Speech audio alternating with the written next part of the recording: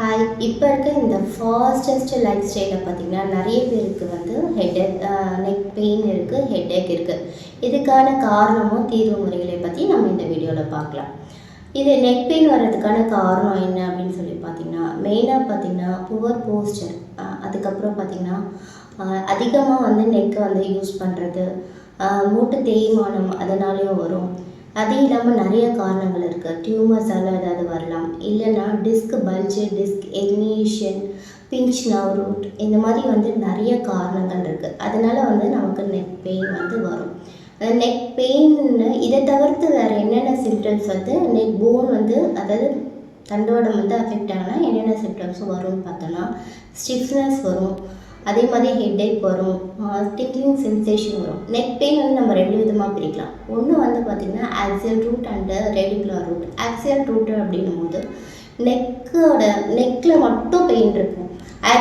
ரெடிகுலர் root அப்படின்னும் போது பார்த்திங்கன்னா உங்களுக்கு வந்து ஷோல்டர், ஆர்ம்ஸ் இதெல்லாம் வந்து வந்து யூஸ் பண்ணி எப்படி பெயினை வந்து குறைக்கிறது அப்படின்னு சொல்லி பார்க்கலாம். ஒன்று வந்து போஸ்டர் வந்து கரெக்டாக மெயின்டைன் பண்ணணும். நெக் வந்து ஸ்ட்ரெயிட்டாக வச்சுருக்கும் போது உங்களுக்கு வந்து நெக் பெயின் வராது. அதே மாதிரி உட்கார போஸ்டரும் வந்து ஸ்ட்ரெயிட்டாக இருந்தும் போது உங்களுக்கு வந்து நெக்கில் வந்து எந்த வித பேரும் இருக்காது. ஸோ அதனால் நெக் பெயின் வந்து குறையும். இன்னொன்று பில்லோ வந்து யூஸ் பண்ணும்போது கரெக்டான பில்லோவாக யூஸ் பண்ணணும். அப்படி இல்லை எனக்கு பில்லோ வந்து வச்சாலே தலைவலி வருது அப்படின்றவங்க ஒரு டவல் எடுத்து அதை ரோல் பண்ணி நெக்குக்கு அடியில், அதாவது நெக் சைஸ்க்கு வர மாதிரி அந்த டவல் ரோல் பண்ணி நைட்டில் படுக்கும்போது நெக்கில் வச்சுட்டு படுக்கும்போது உங்களுக்கு வந்து நெக் பெயின் ரெடியூஸ் ஆகும். இதை தவிர்த்து மென்டல் ஸ்ட்ரெஸ்னாலையும் நெக் பெயின் வரும். ஸோ அந்த மாதிரி இருக்கவங்க மென்டல் ஸ்ட்ரெஸ்ஸை குறைக்கிறதுக்கு யோகா, எக்ஸசைஸ் அந்த மாதிரி வந்து பண்ணலாம். அதே மாதிரி முக்கியமான விஷயம் என்ன பண்ணுறோம் அப்படின்னாக்கா, டீஹைட்ரேஷன் வந்து ரொம்ப இருக்கிற போது வந்து உங்களுக்கு நெக் பெயின், ஹெட்டேக் வரும். ஸோ அதனால் ஒரு நாளைக்கு 2.5 3 லிட்டர் தண்ணி கண்டிப்பாக குடிக்கும் போது உங்களுக்கு வந்து ரீஹைட்ரேட் ஆகி அந்த ஸ்ட்ரெஸ் குறைஞ்சி, பிபி அந்த மாதிரியெல்லாம் குறைஞ்சி உங்களுக்கு நெக் பெயின், ஹெட்டேக் இருக்கிறது வந்து கம்மி பண்ணும். இது இல்லாமல் வேறு என்னென்ன பண்ணலான்னா, ஸ்ட்ரெச்சிங் வந்து சில பேர்னால எக்ஸசைஸ் கண்டிப்பாக பண்ணியே ஆகணும், எக்ஸசைஸ் பண்ணால் தான் இது பண்ணணும் அப்படின்னால இல்லை.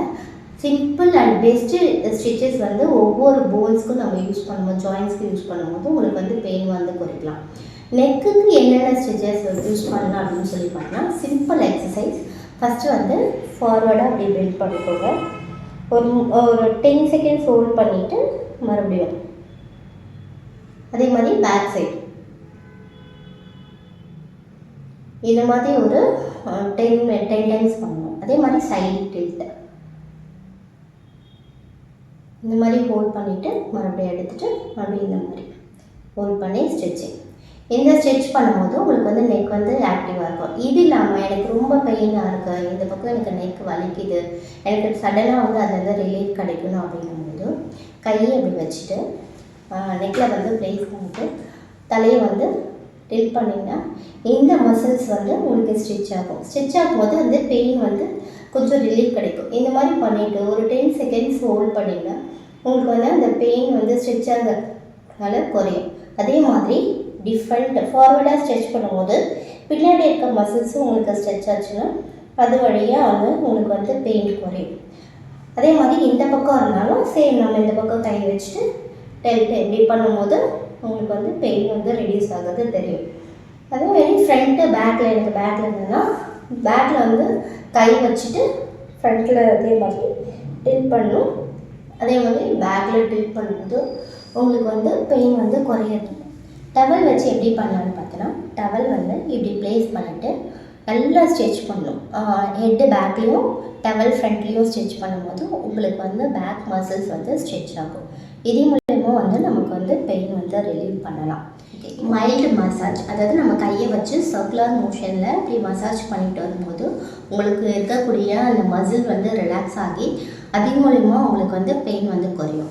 கையை எப்படி ரொம்ப எனக்கு லேப்டாப் பார்த்து ரொம்ப டயர்டாக ஆச்சுன்றவங்க கையை இப்படி வச்சுட்டு பேக் சைட் கொண்டு போயிட்டு இப்படி ஸ்ட்ரெச் பண்ணிவிட்டு இங்கே 2 பெருவிரல் வச்சு நம்ம வந்து ரொட்டேஷனல் வண்டியில் நம்ம மசாஜ் பண்ணும்போது உங்களுக்கு வந்து பெயின் வந்து நல்லா ரிலீவ் ஆகும்.